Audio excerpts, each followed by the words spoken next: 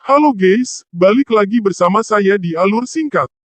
Pada video ini saya akan mendongeng alur film Sucker Punch yang dirilis pada tahun 2011.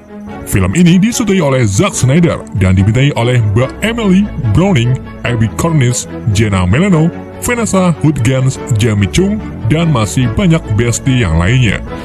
Bahwa film ini memiliki 3 latar belakang sekaligus yang saling berhubungan. Pertama, dunia nyata, kedua, dunia imajinasi, dan ketiga, dunia fantasi. Jadi, mengisahkan seorang gadis yang berupaya melarikan diri dari sebuah realita non-kelam. Dan gimana kisah selanjutnya? Daripada penasaran, mari kita simak alur ceritanya.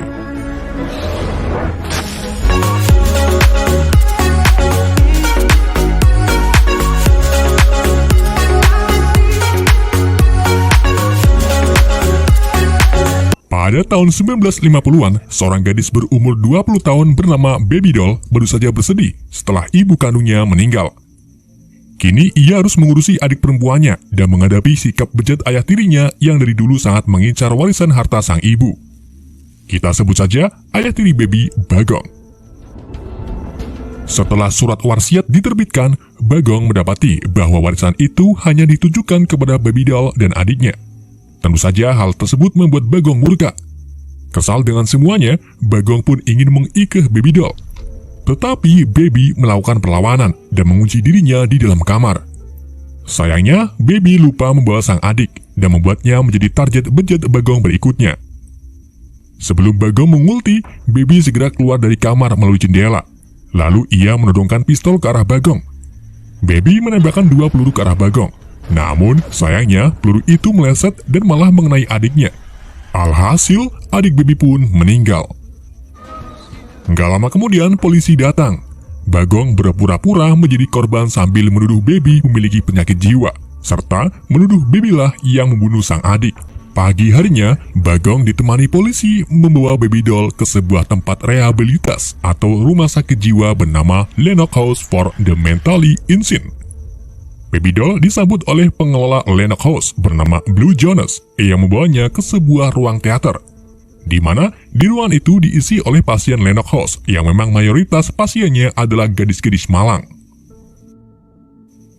Mereka diarahkan oleh ahli terapi bernama Dr. Vera Gorski. Di sini, Bagong menyuap Blue Jones untuk memalsukan tanda tangan psikiater rumah sakit agar Baby Doll dilobotomi sehingga dia tidak dapat mengingat atau memberitahu polisi tentang keadaan sebenarnya yang mengarah ke kematian adik Baby Doll. Setelah keduanya setuju, Baby Doll dibawa ke ruang lobotomi. Selama perjalanan, Baby Doll mengamati 4 item penting, yaitu korek gas milik penjaga pintu, peta Lenox House di ruangan Blue, pisau di dapur, dan kunci serba bisa di kalung Blue. Baby Doll kemudian diikat di atas kursi untuk memulai proses lobotomi oleh dokter bedah, kita sebut saja namanya Rohit. Lobotomi itu sendiri adalah operasi pembedahan otak yang bertujuan untuk memutuskan atau menyambungkan saraf sehingga tingkah laku si pasien dapat mudah dikendalikan. Ketika Rohit hendak melobotomi, disinilah Baby Doll bertekad untuk melarikan diri dari Lenox House. Ia memainkan dunia imajinasinya dengan membuat dirinya berada di sebuah rumah bordil milik Blue Jones yang berperan sebagai mafia, sedangkan Dr. Gorski berperan sebagai mucikari. Blue Jones memberitahu Baby Doll bahwa 5 hari lagi penjudi besar akan datang membeli keperawanan Baby Doll. Blue kemudian menunjuk pasien senior bernama Sweet Pea untuk mengajak Baby Doll keliling ruangan. Tetapi Sweet Pea sibuk dan dialihkan ke saudari Sweet Pea bernama Rocket. Rocket Chicken mengajak Baby Doll ke sebuah kamar yang digunakan sebagai tempat berfotosintesis. Kemudian dapur yang memiliki 1 koki. Kita sebut saja koki itu namanya Dude. Rocket lalu membawa Baby Doll ke sanggar latihan dance. Di tempat inilah para pasien mengasah kemampuannya dalam membangunkan timun. Baby Doll juga diperkenalkan dengan 2 teman Rocket, yaitu Ambar dan Blondie. Di hari berikutnya, rumah bordil menyelenggarakan pertunjukan burlesque untuk menghibur para tamunya. Baby Doll tidak ikut serta dalam pertunjukan ia hanya menjadi pelayan minuman karena memang tugas pasien baru sebagai bersih-bersih.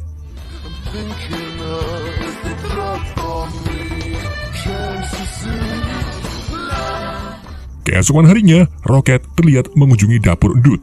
Ia diam-diam mengambil secuil jajan di ruangan penyimpanan, tetapi hal itu dipergoki oleh Dud yang secara langsung membungkam Rocket. Baby doll yang kebetulan sekali sedang ngepel di pinggir dapur mendengar teriakan Rocket. Ia pun bergegas pergi ke dapur dan segera mengambil pisau untuk mengancam perbuatan Dud. Halo, Van. Baby doll dan Rocket kemudian pergi ke ruangan sanggar, di mana Dr. Dorsky sedang menginstruksikan para pasien untuk menari. Dorsky lalu mendorong Baby doll untuk menari. Ia menyetel sebuah lagu yang membuat Baby doll terbawa suasana. Disinilah Baby doll memainkan dunia fantasinya, di mana ia menempatkan dirinya di sebuah kuil Jepang zaman feodal. Baby doll memasuki kuil dan bertemu dengan Pak Wisman. Wisman bertanya alasan Baby datang ke sini. Baby doll menjawab kalau dirinya ingin melarikan diri dan hidup bebas. Mendengar hal itu, Wisman pun memberikan Baby senjata pistol dan satu samurai katana. Kemudian berkata, agar kau bebas, kau hanya perlu mengumpulkan 5 item, yaitu peta, api, pisau, kunci, dan terakhir sesuatu misterius yang akan membutuhkan pengorbanan. Tetapi pengorbanan itu bisa membawa kemenangan sempurna. Setelah diberi arahan Wisman, Baby doll berjalan keluar dan bertemu 3 pendekar samurai berukuran besar.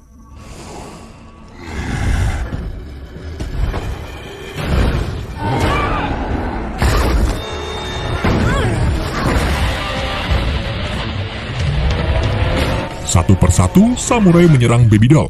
Namun, Baby doll mampu menyeimbanginya dan berhasil mengalahkan 3 samurai tersebut.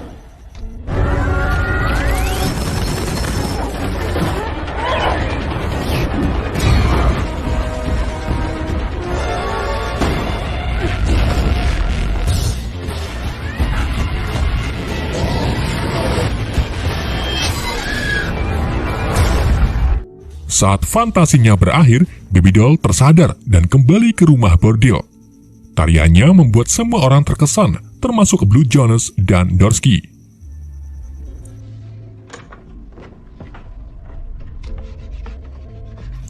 Keesokan harinya, Baby doll mengajak keempat temannya untuk merencanakan pelarian karena 3 hari lagi penjudi besar akan datang.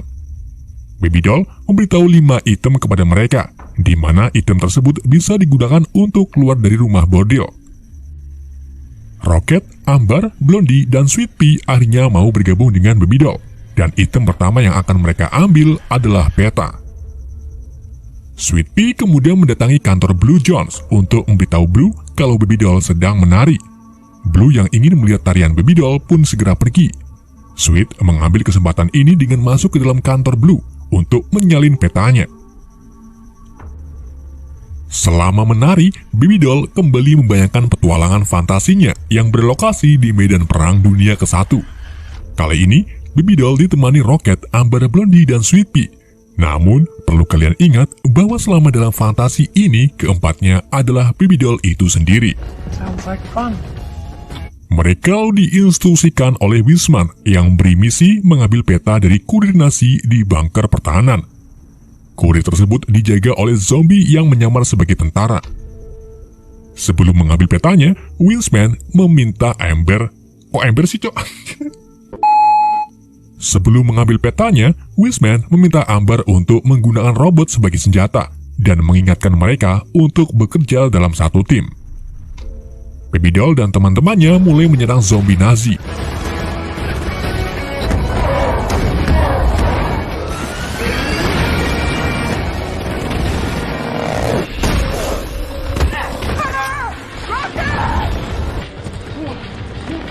Mereka akhirnya berhasil menemukan si kurir, tetapi si kurir melarikan diri dengan pesawat pepaya raksasa. Baby doll lalu mengambil senapan DP dari 2 zombie, kemudian menembaki pesawat tersebut sampai meledak dan membuat si kurir jatuh di hadapan Baby.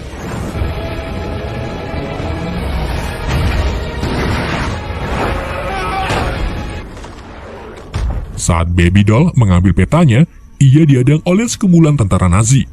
Tetapi, gak lama kemudian, teman-teman Baby Doll datang membantu. Mereka berhasil lolos dari pertempuran dan kembali ke dunia imajinasi. Begitu juga dengan Sweet Pea yang berhasil menyalin petanya. Blue Jones sangat terpukau dengan tarian Baby Doll. Ia meminta Dorsky untuk memperkenalkannya dengan Pak Wali Kota yang kebetulan sekali besok malam akan datang. Tentu saja Dorsky menolak karena Baby Doll baru beberapa hari di sini. Blue terus membujuk sampai akhirnya Dorsky pun menuruti kemauan Blue. Blue kemudian kembali ke kantornya, di mana ia menemukan lubang penjepit baru di petanya. Blue pun mengetahui bahwa ada seseorang yang baru saja mencabut petanya. Baby Doll dan teman-temannya mulai mengatur rencana kedua, yaitu mengambil korek api dari Pak Wali Kota. Korek api itu adalah item berikutnya yang melambangkan api. Baby Doll akan bertugas mengalihkan perhatian Wali Kota dengan menari di atas panggung, sedangkan Ambar ditugaskan untuk mengambil korek api dari saku Wali Kota.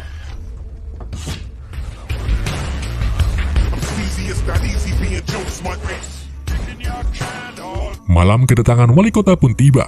Ambar mulai melancarkan aksinya, begitu juga dengan Baby Doll yang menari-nari sambil diiringi musik. Baby Doll kemudian memasuki dunia fantasi, di mana kali ini ia berada di dalam pesawat bersama keempat temannya. Wisman menginstruksikan mereka untuk mengambil 2 kristal api di dalam tenggorokan bayi naga. Tetapi naga tersebut ada di dalam kastil yang dikelilingi oleh bangsa orc dari Middle-earth.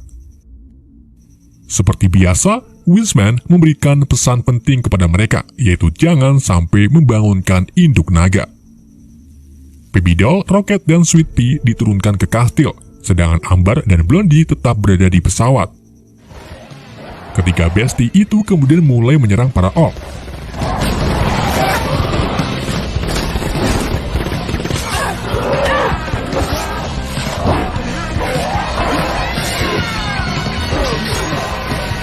Satu persatu, para orc berhasil dikalahkan. Mereka lalu masuk ke dalam kastil dan langsung menggorok leher bayi naga yang sedang turu. Baby Doll mengambil 2 kristal dan menyalakannya. Gak lama kemudian, muncullah induk naga. Ia sangat murka saat melihat anaknya sudah tak bernyawa. Si naga lalu keluar dari kastil untuk menyerang Baby Doll, tetapi Amber mengalihkan perhatiannya dan membawanya ke udara.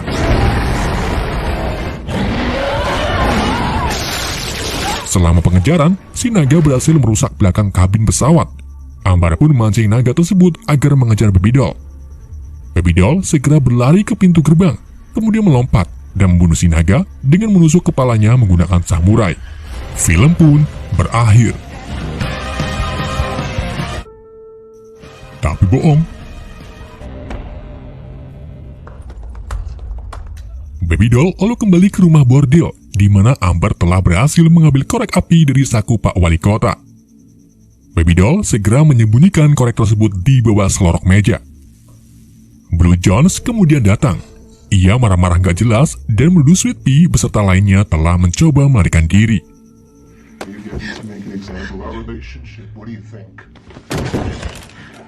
Keesokan harinya, Blondie mulai gelisah dengan rencana melarikan diri. Ia takut ketahuan Blue dan takut dibunuh olehnya. Dorsky lalu datang menghampiri Blondie yang sedang menangis. Blondie terpaksa menceritakan semua tentang rencana melarikan diri bersama teman-temannya. Kebetulan sekali, Blue Jones datang. Ia pun akhirnya tahu semuanya apa yang direncanakan oleh kelima gadis tersebut.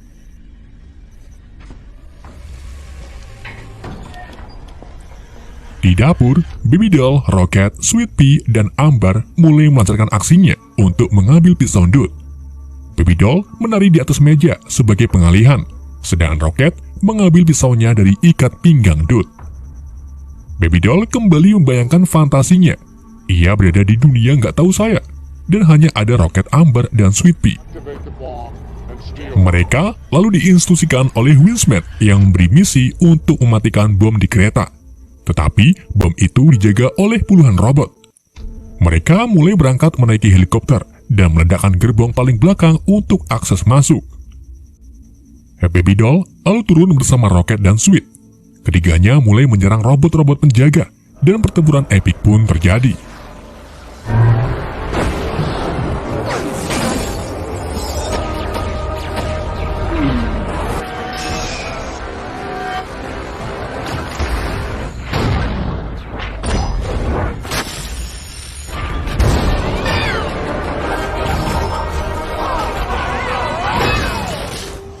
Setelah mengalahkan beberapa robot, mereka mulai mengangkut bom dengan helikopter. Tapi pada saat itu juga, salah satu robot menyeruntul lalu mengaktifkan bom tersebut. Ia juga merusak jetpack milik roket yang membuatnya tak bisa pergi.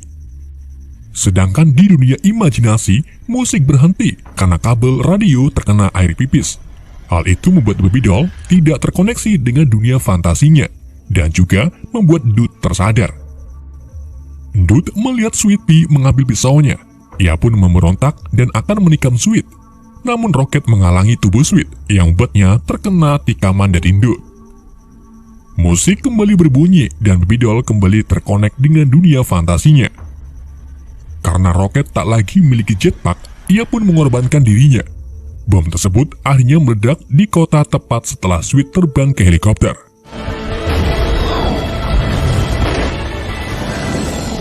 Baby Doll kemudian kembali ke dunia imajinasi. Ia mendapati bahwa roket sudah meninggal ditikam oleh Dude, tetapi ia berhasil mengambil pisaunya. Bersama dengan itu, Blue Jones datang.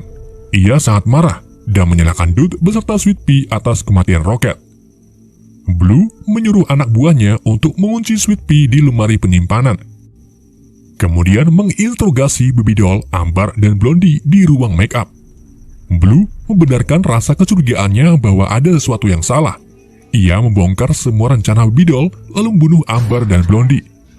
Setelah itu, Blue Jones menyuruh semuanya untuk pergi dan hanya dirinya saja bersama Baby Doll.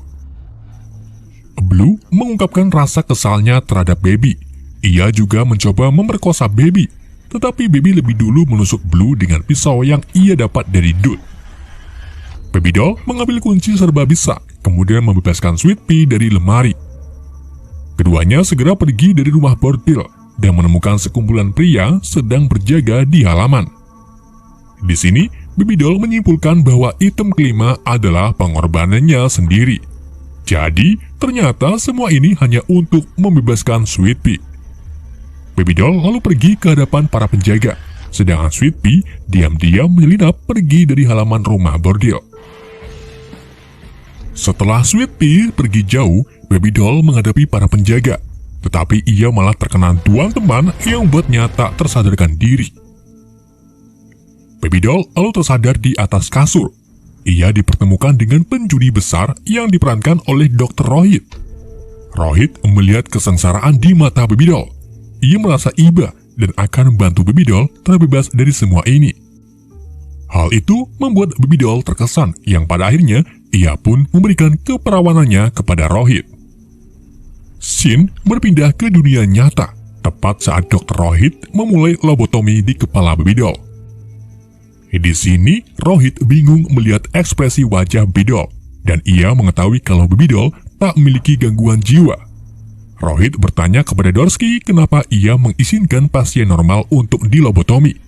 Gorsky pun tak tahu, karena ia sama sekali belum menandatangani prosedur lobotomi. Gorsky menyebut bahwa Baby Doll baru seminggu di sini dan sudah membuat 3 pasien tewas serta melukai leher petugas Blue Jones. Saat Gorsky melihat surat kontrak dari ayah tiri Baby Doll, ia menemukan bahwa tanda tangannya telah dipalsukan oleh Blue Jones. Di waktu yang sama, petugas rumah sakit jiwa membawa Baby Doll pergi. Mereka menghadap Baby Doll ke petugas Blue Jones yang memiliki luka di bagian lehernya setelah ditikam oleh Baby Doll. Blue terlihat sangat memiliki dendam kepada Baby Doll. Saat ia hendak melakukan pelecehan terhadap Baby Doll, Gorsky datang bersama polisi. Blue Jones akhirnya ditangkap atas perbuatannya memalsukan prosedur lobotomi. Blue Jones lalu membongkar bahwa semua ini perintah dari ayah tiri Baby Doll. Berarti ayah tiri Baby Doll ikut diperiksa oleh polisi.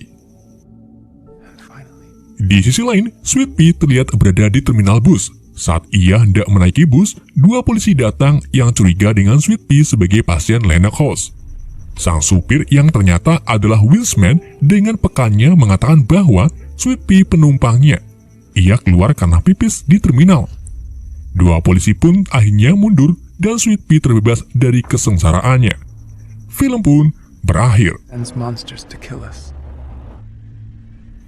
Gimana guys, kalian paham dengan jalan ceritanya? Jika tidak, saya ingatkan kembali.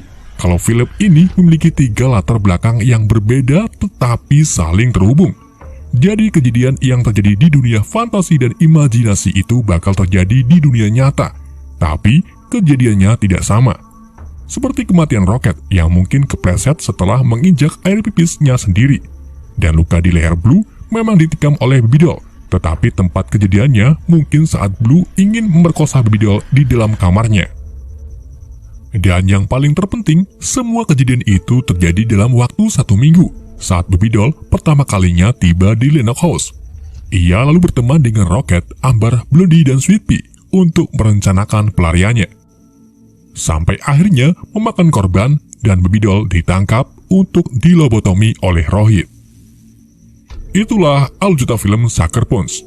Mohon maaf jika ada kesalahan dalam penyampaian. Jika kalian memiliki teori lain tentang film ini, bisa sampaikan saja di kolom komentar. Pesan yang tidak bisa kita ambil dari film ini. Sekian dari saya. Wassalamualaikum warahmatullahi wabarakatuh.